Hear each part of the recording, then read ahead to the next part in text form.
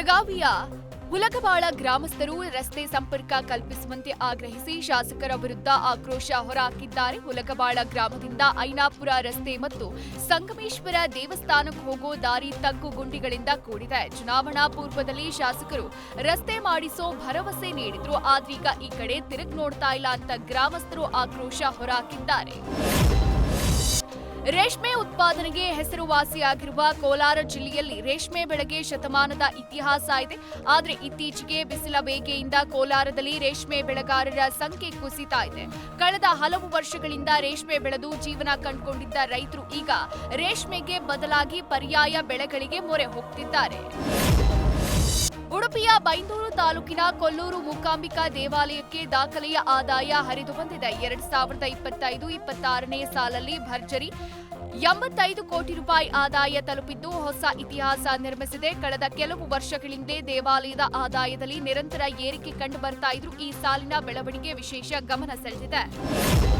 ವರುಣನ ರೌದ್ರ ನರ್ತನಕ್ಕೆ ಬೆಳಗಾವಿಯ ಸಂಬರಗಿ ಗ್ರಾಮ ನಲುಗು ಹೋಗಿದೆ. ನಿನ್ನೆ ಸುರಿದ ಗಾಳಿ ಸಮೇತ ಭಾರೀ ಮಳೆಗೆ ಗ್ರಾಮದ 20ಕ್ಕೂ ಹೆಚ್ಚು ಮನೆಗಳಿಗೆ ಹಾನಿಯಾಗಿದೆ. ಅಲ್ಲದೆ ನೂರಾರು ಮರಗಳು ಹಾಗೂ ವಿದ್ಯುತ್ ಕಂಬಗಳು ನೆಲಕ್ಕುರುಳಿವೆ. ಇನ್ನು ಗಾಳಿಯ ರಭಸಕ್ಕೆ ತಗಡಿನ ಶೆಡ್ಗಳು ಕೂಡ ಕೆಳಬಿದ್ದಿದ್ದು ಮನೆಯಲ್ಲಿದ್ದ ದವಸ ಧಾನ್ಯಗಳು ನಾಶವಾಗಿವೆ.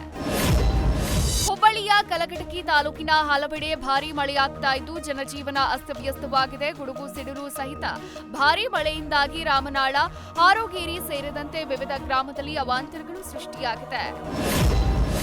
ಗುಮ್ಮಟನಗರಿ ವಿಜಯಪುರ ಜಿಲ್ಲೆಯ ರೈತರು ಈಗ ಮತ್ತೆ ಹೋರಾಟದ ಎಚ್ಚರಿಕೆ ನೀಡಿದ್ದಾರೆ. ಕಳೆದ ವರ್ಷ ತಾಳಿಕೋಟೆ ಬಳಿ ರೈತರು ಬೂದಿಹಾಳ, ಪೀರಾಪುರ ಏತ ನೀರಾವರಿ ಯೋಜನೆ ಪೂರ್ಣ ಮಾಡಬೇಕು ಅಂತ ಧರಣಿ ಸತ್ಯಾಗ್ರಹ ನಡೆಸಿದ್ರು. ಆದರೆ ರೈತರ ಬೇಡಿಕೆ ಈಡೇರದ ಕಾರಣ ಮತ್ತೆ ಹೋರಾಟದ ಎಚ್ಚರಿಕೆ ನೀಡಿದ್ದಾರೆ.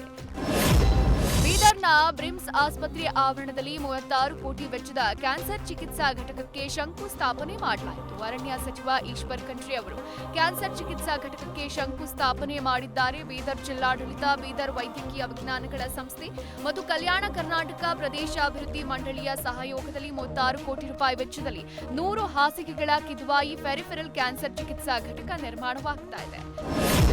ವಿಜಯನಗರದ ಹೊಸಪೇಟೆಯ ಸಾಯಿಬಾಬಾ ಸರ್ಕಲ್ ಬಳಿ ಅಕ್ರಮವಾಗಿ ಸಂಗ್ರಹಿಸಿ ಇಟ್ಟಿದ್ದ ಕೋಟಿ ಬೆಲೆ ಬಾಳೋ ಟೀಕೂಟ್ ಸೀಸನ್ ಕಟ್ಟಿಗೆಗಳನ್ನು ಹೊಸಪೇಟೆ ಅರಣ್ಯಾಧಿಕಾರಿಗಳು ವಶಕ್ಕೆ ಪಡೆದಿದ್ದಾರೆ. ಮಹಾರಾಷ್ಟ್ರದ ಮುಂಬೈನಿಂದ ಅಕ್ರಮವಾಗಿ ಸೀಸನ್ ಟೀಕೂಟ್ ಸಾಗಾಟ ಮಾಡುತ್ತಿರೋ ಖಚಿತ ಮಾಹಿತಿ ಮೇರೆಗೆ ಅರಣ್ಯಾಧಿಕಾರಿಗಳು ದಾಳಿ ಮಾಡಿದ್ದಾರೆ. ಉಡುಪಿಯನ್ನ ಆರ್ಎಸ್ಎಸ್ ಚಟುವಟಿಕೆಗಳಿಗೆ ಮುಂಚೂಣಿಯಲ್ಲಿದ್ದ ದಿವಂಗತ ಗುಜ್ಜಾಡಿ ಕುಟುಂಬಸ್ಥರನ್ನ ಪ್ರಧಾನಿ ಮೋದಿ ಭೇಟಿಯಾಗಿದ್ದಾರೆ. ಕಳೆದ ಭಾನುವಾರ ಬೆಂಗಳೂರಿಗೆ ಆಗಮಿಸಿದ್ದ ಪ್ರಧಾನಿ ಮೋದಿ ಗುಜ್ಜಾಡಿ ಕುಟುಂಬಸ್ಥರನ್ನ ಭೇಟಿಯಾಗಿದ್ರು. ಈ ವೇಳೆ ಹಿರಿಯ ಆರ್ಎಸ್ಎಸ್ ಮುಖಂಡ ದಿವಂಗತ ಗುಜ್ಜಾಡಿ ನರಸಿಂಹನಾಯ್ಕ ಅವರ ಶತಮಾನೋತ್ಸವದ ಅಂಗವಾಗಿ ಹೊರತರ್ತಾ ಇರೋ ಜೀವನ ಚರಿತ್ರೆ ಪುಸ್ತಕ ಪ್ರತಿಯನ್ನ ಮೋದಿಗೆ ಕುಟುಂಬಸ್ಥರು ಅರ್ಪಿಸಿದರು.